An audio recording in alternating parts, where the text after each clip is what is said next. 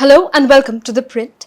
I am Radifa Kabir and today we are joined by a physicist whose journey through science has spanned more than 6 decades, Professor Yogendra Narain Srivastava. Hello sir, welcome to ThePrint. It is an honor to have you with us. Thank you very much for the invitation and for this interview. Thank you sir. From asking Richard Feynman difficult physics questions at his 60th birthday party to challenging conventional notions about black holes, Srivastava's life has been a tapestry woven with pioneering research, philosophical reflections, and a deeply personal motivation for innovation. A child prodigy born in Gorakhpur in 1941, he obtained a BSc at 12, held a PhD in physics by 23, and went on to teach and research at prestigious institutions like the University of California and Northeastern University at Boston. He is now Emeritus Professor at Northeastern University and is a Fellow of the American Physical Society. He has been nominated on the Nobel Prize Nominating Committee thrice. Also, he holds 5 patents for developing a novel technique of generating medical radioisotopes using electron accelerators. He has proposed a groundbreaking theory on the origin of cosmic ray, high energy cosmic rays coming from the center of our Milky Way galaxy. Do you know what is at the center of our Milky Way galaxy? The Sagittarius A supermassive black hole. He is not just a physicist, he is a thinker influenced by Ernest Rutherford, Charles Darwin and Isaac Asimov. So, let us begin with the interview. So, sir, Professor Srivastava, you have recently published 2 fascinating papers, one about black holes and the other is on medical radioisotopes. Could you briefly explain to us what these discoveries are about and why they are important? Okay, so let's start with the black hole. The name itself evokes that there is something in the sky that can take in any matter, light, it can go in, but not even light can come out. And that is why all we can see is its mass or its gravity. So, but we don't see even light coming out. So that is why physicists of the time, gave it the name black hole. About 50 years later, Hawking came up with a very beautiful deduction he made from quantum mechanics that is the view classically. But quantum mechanically, a black hole is like a living thing. It can not only absorb particles, it can also emit particles. And that was in 1975. That created a big stir. What we have done is brought, in our opinion, one step further. What is it? That not only it can emit particles, as Hawking said, but we did 2 things. The first we did in 2016, where we showed that a black hole is, all the mass of the black hole is on its, let's think of a balloon, all the mass is on the balloon and it's not inside, practically nothing inside. Now, this is of course very remarkable because a very big, very massive black hole, which is at the center of our galaxy, the Milky Way, it has 4 million times the mass of the sun. When we calculated that if all its mass were to be on the surface of this balloon, let's call it, then the distance between the protons, the nuclear particles would be so small that their energies would be enormous. In fact, to put a number on it, a typical proton on the surface of our own black hole in our galaxy is 100 times the energy of the highest proton energy we have on Earth, which is in Geneva at the LHC. Okay, so this is enormous. Okay, so this is our thing, and then we made the deduction that later on, I'm sure you will ask me more. I will say more. Let me go to the radioisotope stuff. What we have done is using a typical electron accelerator that are in many hospitals. For example, in Delhi, there must be about 10. Okay, that with slight change in the way it is set up, it can be set up to produce radioisotopes that are very useful for medicine, and both for imaging, such as in the PET devices, the MRI devices, and so on, as well as in curing, for example, breast cancer or lung cancer, and so on. So there are two completely different aspects that I'm very fortunate to be having been able to work on and get some satisfying results. Okay. Yes. So, you told us about working at a hospital Yes. in order to arrive at the conclusion on the radioisotope research. Yes. Could you please elaborate on that? Okay. So let me tell you exactly what we were able to actually do. I was working with a group in Switzerland, and we were very fortunate to get a doctor who was not only a doctor, but he was also a nuclear physicist, and therefore he immediately understood where we wanted to go. So we did two experiments, two sets of experiments. The first one is we had a pure piece of copper, and we bombarded the photons, 22 million electron volt photons that were derived from the electrons, to hit it and produce two radioisotopes, copper 62 and copper 64. And so that was the first one. And the second one was we took ordinary Teflon that you may have seen it in some cooking. Okay. Why is Teflon so good? Because Teflon has only carbon and fluorine. So we said, okay, take a piece of Teflon, pure Teflon, do exactly the same, hit the photons on the Teflon and see what comes out. We found, as we had assumed, carbon 11, which decays very fast, and F18, which is fluorine 18. Now, fluorine 18 is considered the best imaging device. All of your PET, MRI, and so on, everybody wants fluorine 18. So we had the proof of concept already by just producing 4 and 2 at a time. Okay, and because it is done locally at a hospital, we have lots of advantages, as we will see. Okay. Yes. So have I at least given you some idea of what our research was? Yes, of course you have. Okay. Well, for the unversed, we had interviewed Professor Srivastava in the past also, and a story will soon be published. But this interview is for the general audience, and we would like to ask a few more questions because he has met physics stalwarts like Richard Feynman.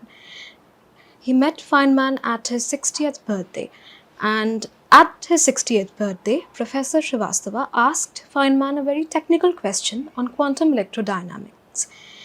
Now, when Srivastava asked Feynman that question, Feynman replied, "I do not even understand your question."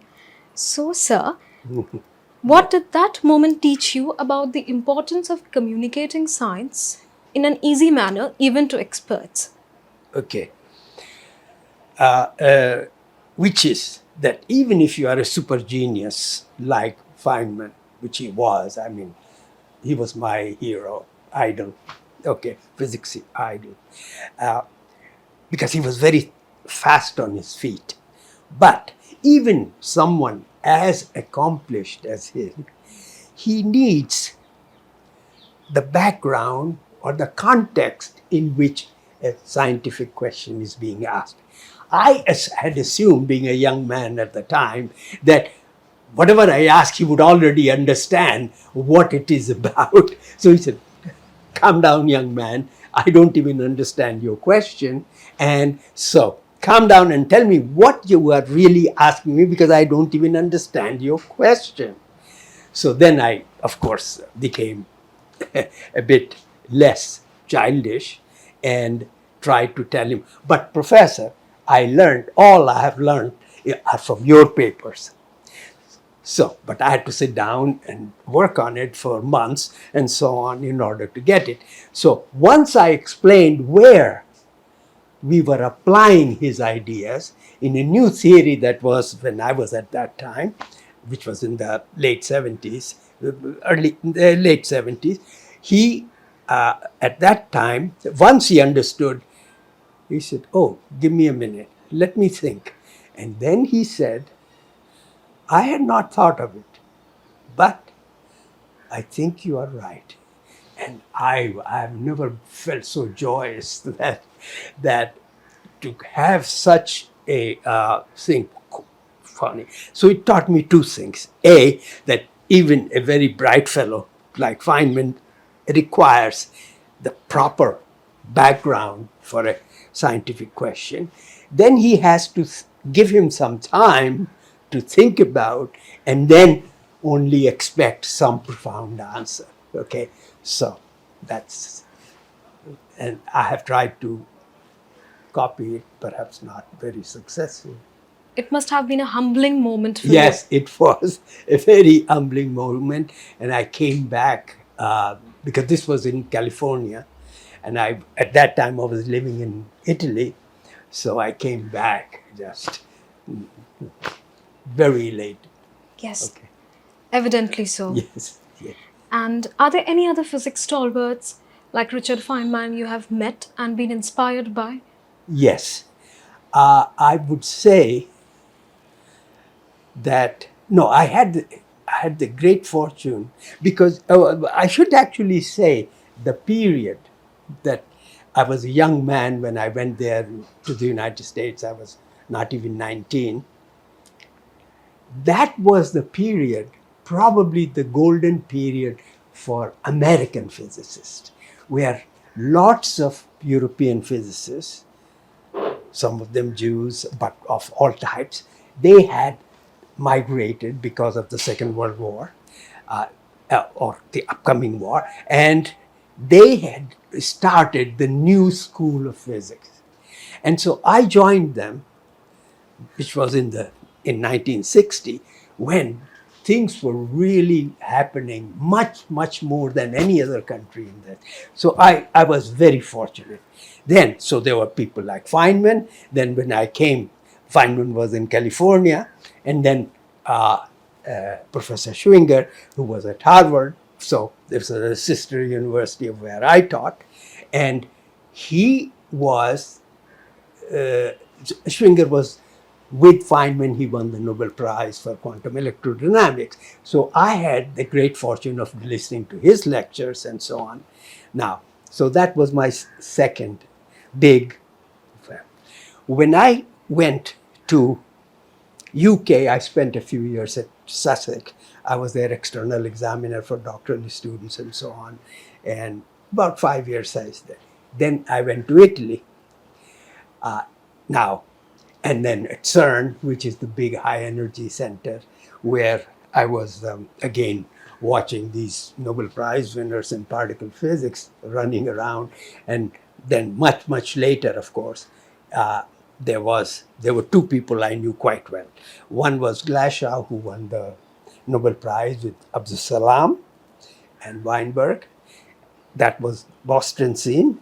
And in Italy, it was Carlo Rubbia, who won the Nobel Prize. He was also a professor. So these people I knew personally. I mean, they have been to our house and so on. And it has been an experience because I saw that kind of science develop, in vivo, as they say, as it was happening. Yes. So the whole standard model was being built. So because you asked me, for example, Abdus Salam I met, Stephen Weinberg was at MIT, okay, Glashow was at Harvard, I was in Boston, okay, and Carlo Rubbia was a professor, and I was teaching also half time in Italy. So, and I was going all the time to Geneva. So I had the best of both worlds, Yes. actually. And one person I should not forget was Chandrasekhar, because he was a professor at Chicago. And he was very famous. Of course, he was very famous, but he was also a great teacher of, and brought up, I think, about 4 Nobel Prize winners were his students. These physics stalwarts must have had a huge impact on how you conducted your research on black holes. Okay, yes. And you also, in your black hole study, you said that the mass of the black hole is not concentrated Yes. at the center, but on the surface. Yes. So for a general audience, can you please explain Yes. what that means? Yes. Okay. So I'm going to give you an analogy, okay? So let's pick 2 balloons of the same size, A and B, and put the same number of molecules of whatever type you pick. Okay, certain number, 10 million, 100 billion, whatever. But put the same number also here, and the size is the same. So the mass is the same, and the radius is the same. Okay? But now do one thing different. A, you distribute all the mass in the volume. I mean, everywhere. It is like a typical thing that all the molecules are uniformly distributed. Okay? The other one, because you are very clever, you put all of the mass on the skin of The balloon. the balloon. Now what you will find, if you think a little bit about it, a little bit more deeply, that the one which I'm calling B, where all of the mass is on the skin of my onion, and call these particles now protons, because that's what they are for the black hole, their distance between them is very, very small. Then quantum mechanics tells you their energy must be very high. Yes. So we said, okay, let's apply it to our own black hole. And that's also because of Heisenberg's uncertainty Yes. principle. So, because if the distance is very small, then the energy must be, our momentum must be very large. High. Right. So that's a very simple thing that I taught. My professorship in Italy was called Professor of Quantum Mechanics. So that's what I used to teach. And I also used to teach a course in gravity, Einstein's theory of gravitation. So this is what we have to prove. But okay, where did we get the idea that all the mass of a black hole is at the surface? We got the idea because there is one thing which is at the heart of Einstein's theory of general relativity, and that is that there is a maximum force, and that the force is the maximum, not the nuclear force, not this, not that, not the electromagnetic, but it is the gravitational force. And that is the biggest when you are talking about a black hole. So we used and then theoretically proved that if the force is a maximum, then all the mass must be at the surface. That helped us solve another problem or another conundrum which had been there for 40 years due to Hawking and Penrose and all that. They were saying if a black hole mass is at the center, is very, very large, then we have a disaster for all the laws of physics. They will break down. So now we don't have a breakdown. Yes. So because there's no mass at the center. Because there is no mass at the center. So we already felt very good. We had this result. Actually, I had this result more than a year and a half ago. But how do I prove it? So I only was having, correspondence with Professor Tuft. You asked me about a Nobel Prize winner. Tuft had won a Nobel Prize 20 years Yes. ago, and I was very fortunate in having him have correspondence with him. He also came to the same conclusion, but with a very different method. I mean, it took me months to understand what he was talking about. But when I said, but Professor Tuft, do you agree with me that all the mass is on the surface? He never answered me exactly in those words. All he said was, you are right. So I presume that, but so his result is roughly the same, but his method is different. So whenever you get something like this in theoretical physics, the arbiter of who is right and who is really making progress is you go to experiment. You say, okay, can we devise an experiment and check A is correct and B or B is wrong? Okay. Yes. And to do that, it was only in September of 2024 that this group, whose initials are HAWC, they're based in Mexico. The High Altitude Water Cherenkov That's Observatory. right. You got it right. They published, after 7 years of their observations, that their observatory in Mexico, it's a high altitude, as you said, what they actually see.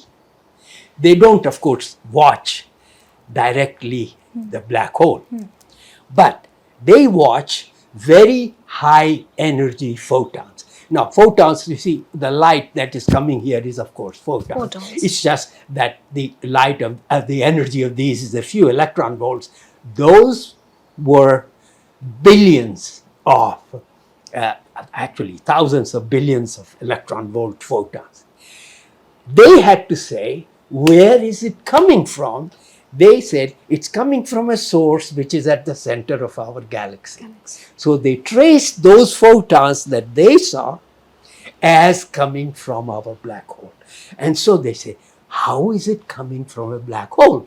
Nobody was saying. So they said, they must be coming by looking at the observation of the distribution of energy of the photons. They said, there must be protons on the surface of the black hole with such and such energy. And it is, they dubbed it in their paper, they call it a pevatron, because it is PeV, which is 10 to the, is 1,000 billion. I think it's 10 raised to power 15 electron 15 volts. electron volts. Almost the right number that we had. Yes. So, and they say it's the protons are on the surface. Yes. So we said, okay, all right, now. This also was matching with your findings. That's right. which And they you had said, proposed. we don't know what the mechanism is. Yes. We didn't have an experiment to prove our thing. So this is why I think we were jumping with joy. Yes. Okay. Yes. Obviously, when you do something like this, you feel very elated. Obviously. Okay. Yes. So as Professor Srivastava explained, the black hole is actually a bright hole. Well, let me tell you why. At the center of our Milky Way galaxy, there is a black hole called Sagittarius A. It is a supermassive black hole. Now, on its surface, there are protons. These protons interact with the gaseous particles surrounding the black hole, and as a result, photons are generated, high energy photons. These high energy photons are emitted from the black hole, and this is why this black hole has been termed a bright hole by Professor Srivastava and his team. Still, we would like to learn more about it. I think we have discussed enough of black holes. Now let's jump to the radioisotope research, because that is equally interesting. So, as we discussed earlier, Professor Srivastava has devised a novel technique of generating medical radioisotopes by repurposing electron accelerators. So let us first ask him, why do hospitals need medical radioisotopes, and how is his technique different from the existing methods of producing medical radioisotopes from proton accelerators and nuclear reactors. Yeah. Okay. So I have to give a little background because you are asking me a very large question. Yes, sir. So, what happened around the year 2000 was that the practically 99% of all radioisotopes were being produced from nuclear reactors. Because of public hue and cry against nuclear reactors because of nuclear waste that we don't know what to do, many countries, especially most of Europe, has stopped nuclear reactors. Lots of those in Canada, in the US, and so on have also stopped. Australia, lots of Western countries basically have stopped. Okay. India and China still have some nuclear because we need the energy. But still the nuclear activity in most of Western world is practically zero. So there was a big crisis because they were the ones that it was very simple to produce and large quantities of it. So the first question I have to answer you is why do why do doctors need a radioisotope? Now, radioisotopes are needed, very useful for two reasons. One, that all of us know. If you have ever had an MRI performed or a PET or, breast cancer, this and that, for that, you have to first have something called imaging. Where are these beasts lying? The cancerous cells lying in your body. So that is called imaging. And the modern way to image it is using radioisotopes. You send it in somehow, and as they decay, their activity you watch, and that's how you deduce it. There's a breast cancer, there's a lung cancer, there's a liver cancer, and so on and so forth. You see, cancer is the reason I don't want to overstate my case, but the reason the cure of cancer is so elusive is the only disease I'm aware of that can affect us from the scalp To the toe. to the toe. There's no thing. A heart attack occurs in the heart. A lung problem is lung, liver, and so on. So we can try to cure that. But cancer is everywhere, can be everywhere. So we need first to locate where it is, and that is called imaging. And the imaging is done like MRI, PET for brain cancer, and so on. This is what we need. So we need these radioisotopes because they decay, and through their decay, their radioactivity is how we find out what's going on where. Okay, so that I have told you. Okay. Now the question is who's going to produce it, and that were the nuclear reactors. Nuclear reactors are being closed down all over Europe, US, Canada, Australia, and so on. So that meant we had to have some other ways of doing it. So obviously particle physicists said, we have proton accelerators. There are also deuteron, there are others, but protons are the common one, and let's use them. You see, protons make nuclear waste when they hit something heavy. So they are carrying the same problem, if you like. Now, since we are doing small amounts in a hospital or something, it is not that bad, but eventually you do have to deal with the nuclear waste problem when you use proton machines. The one we are advocating, that with slight changes in the present electron accelerators that you will see in various places, various hospitals, if you make just some slight changes, if you are interested, I can go over it. But before the changes, we use electron accelerators. As I told you, we use the electron accelerator in Freiburg Hospital in order to show the proof of concept.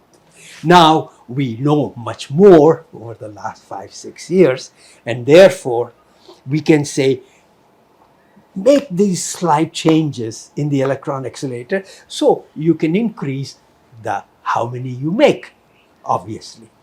But to do that, and in India, this is just the right time. Why? Because as we all know, the Indian scene is requiring huge infrastructure for medicine, for this and that, almost 100 to 1,000-fold increase. So the new machines are being, let's say, built or bought. So it's the right time to do that, and then we will be much ahead from the West, which are still using the older machines. And I have to convince them. I mean, the patent is in various countries. Hopefully, they will start doing it. But we are in the right place right now. Yes. That is my basic message that I wanted to convey to you. Yes. Okay. I think a healthcare revolution is going on in India. Yeah, right. But I think your technique, there's still a long way to go from the lab to clinical trials. So I would like to ask you, what are the technical and regulatory challenges which need to be solved before clinical trials can be started on this technique? Because this sounds very promising. And another question, like there are several rural and under-resourced areas in India. But as you said, this technique can be used to locally produce radioisotopes in hospitals. Yeah. This will reduce the cost of transport. This will reduce the time. And as a result, the patient can be saved in time. And less nuclear waste will be produced. Yeah, right. So can you please tell me how long will this take? Okay. So you see, I mean, I'm trying to get in touch, or rather my friend George de Beaumoulin, who actually provided the funds, by the way, I should say it. He has been trying to, being a Swiss citizen, he's been trying to get hold of people in Siemens and GE and so on, because you see, medicine is a huge thing in Switzerland, not just banks, also medicine. Yes. Okay. You know it. Yes.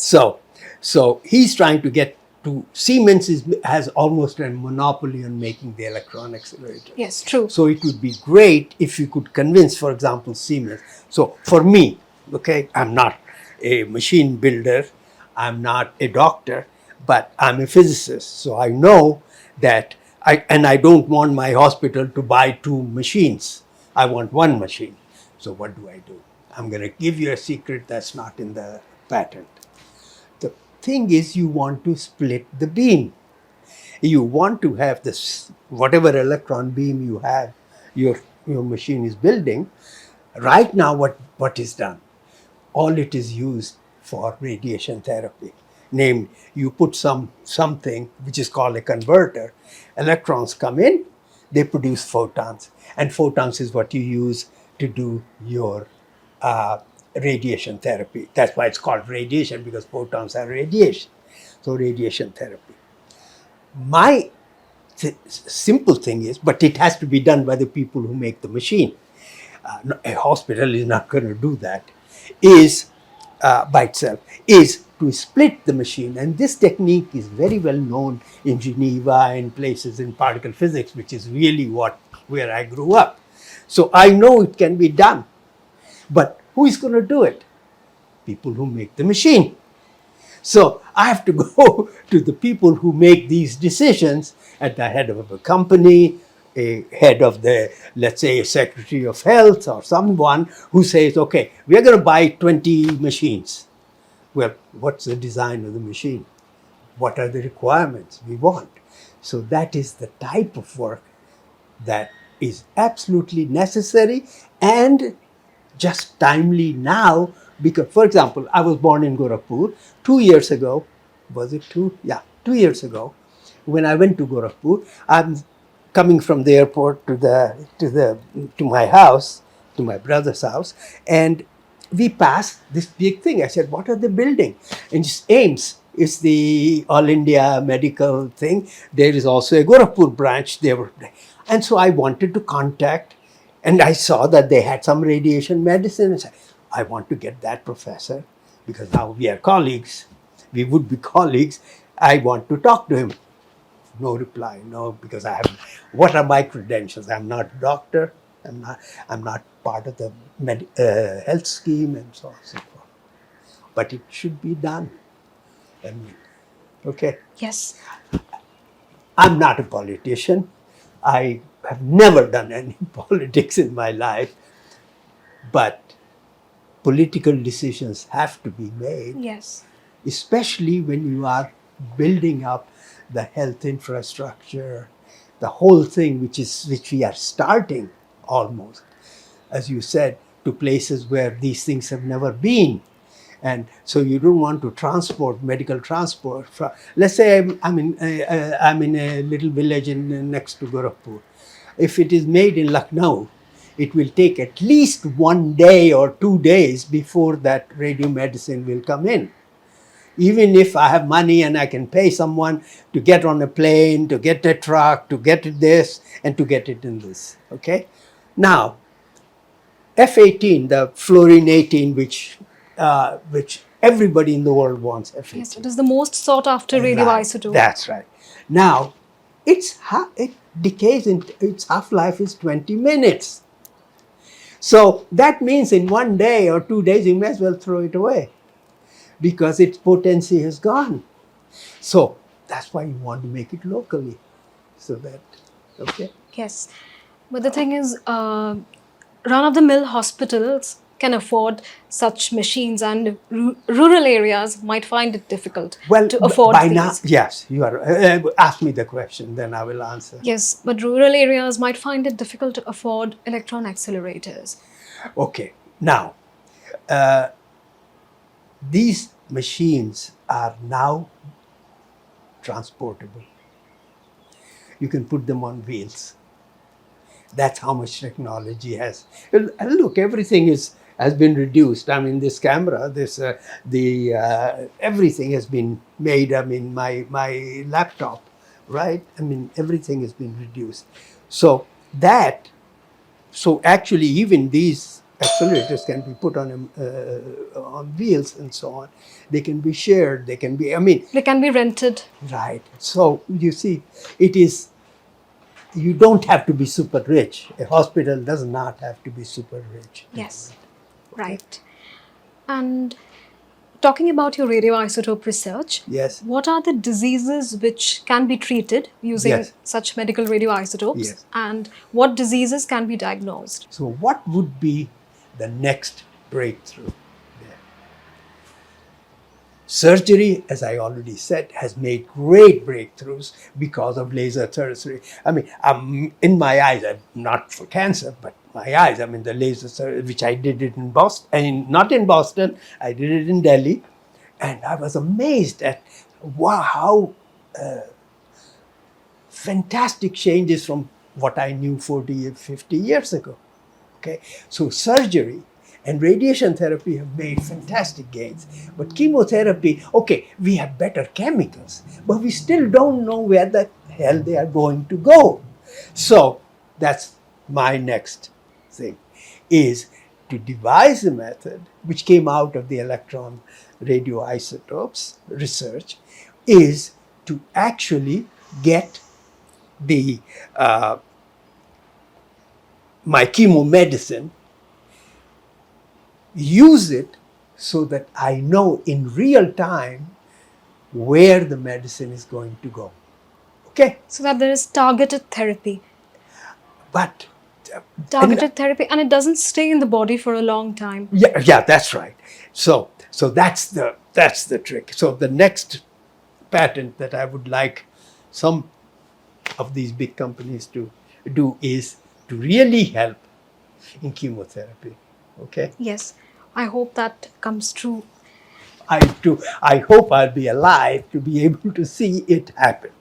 Yes, because this is a major breakthrough, and in March 2025, Professor Shrivastava obtained an Indian patent. So Yes, that's right. congratulations on that. Oh, thank you very much. I was getting very depressed that I got it in China, I got it in UK, I got it in EU, and I got it in Switzerland, but I didn't have it in India. But this March, actually, while you were writing to me, I got Yes. it.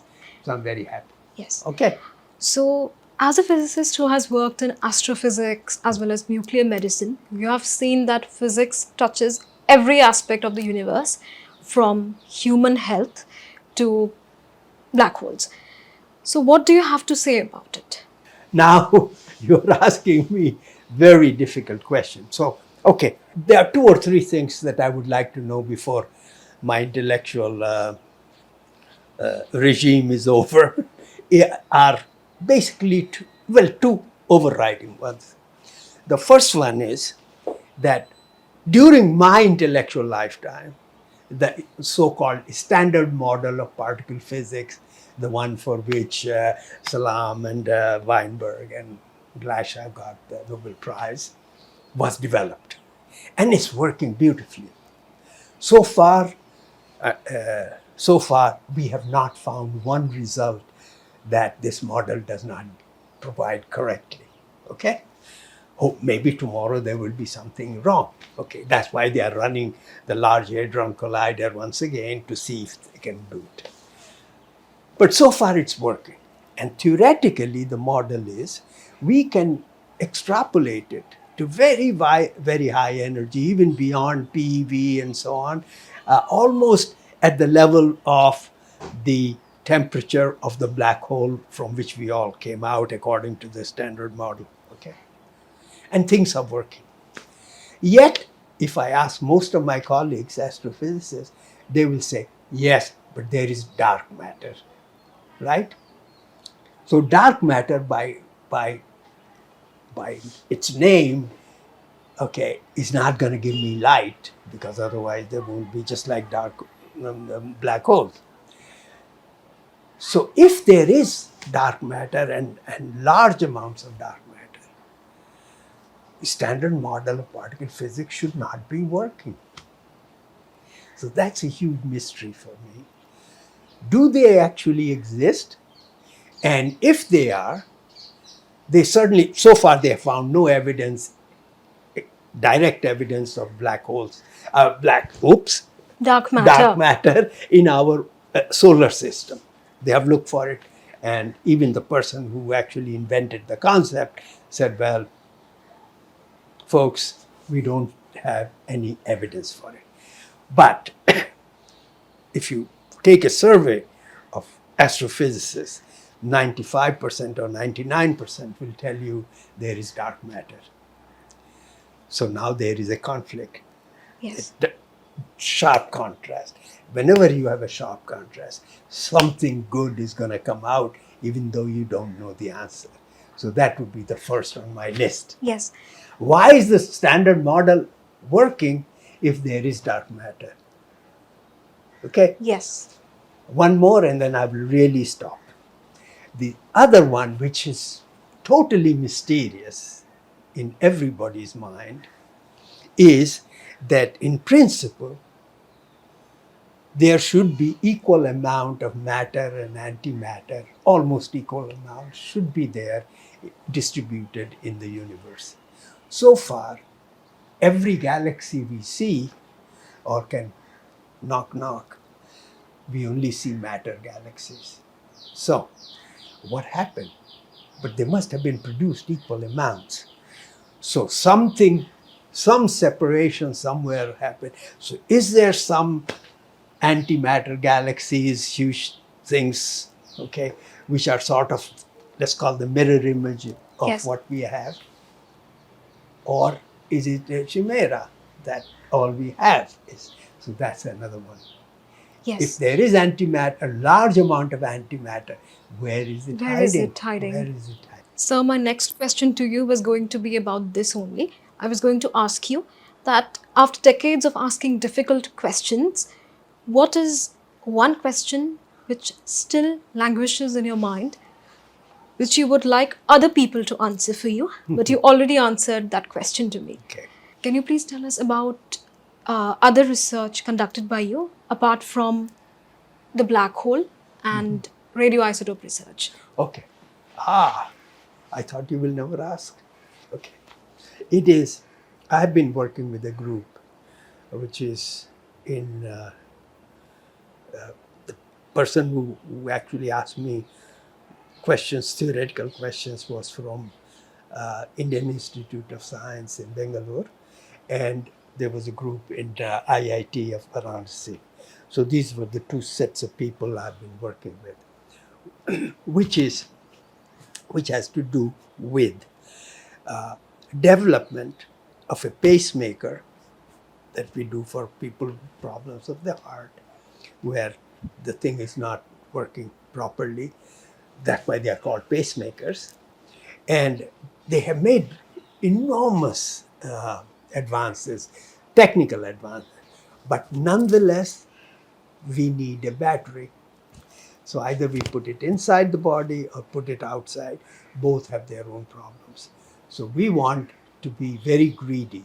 We want a good pacemaker, but we want to eliminate the battery so that we don't have that problem. So that is our goal. So is it possible? The answer is yes. We haven't done it yet, but I provided the theory for it, and they are trying, various groups, trying to, I hope that they would accept our formalism to proceed in that direction. So what is the idea? The idea is that our body obviously is producing all kinds of energy, otherwise we won't be alive. So why not use some of this energy, siphon it, store it for bad times when my heart is not working properly, is to so that it kicks in and provides the energy to correct whatever wrong it was. So the Chinese are very far ahead on this. Okay, I have seen 2 of their published papers. They don't give you details, too much detail, for obvious reasons. They want to do it themselves. But from what I have been able to read about them, they have been able to do on test experiments on pigs and small bulls, because the pigs have a heart pretty similar in weight to our own. Okay, so and the beat rate is not all that different from ours. For example, an elephant would be useless because the elephant has a very slow beat rate. So we want something that is, and we can do experiment, not me. I won't be able to even begin, but somebody will. Now, but the Chinese don't tell you what the theory they are using. So we are developing the theory, and we hope that it will be, because there are lots of very technical questions, how far it is, what it is you want to actually do. It makes a difference whether it's on the left of the lungs or the right of the lungs and heart and so on. I mean, it's a complicated biology problem, but the physics problem is not that difficult. So that's what I've been trying to do. We have finished our paper, and let's see, once it comes out, people can make their own judgment as to what we have. Yes, we hope the technology is patented soon and it is soon used in hospitals. Okay. Thank you so much for the interview, sir. It was an insightful one. Okay. It was a pleasure to have you here. Thank you very much.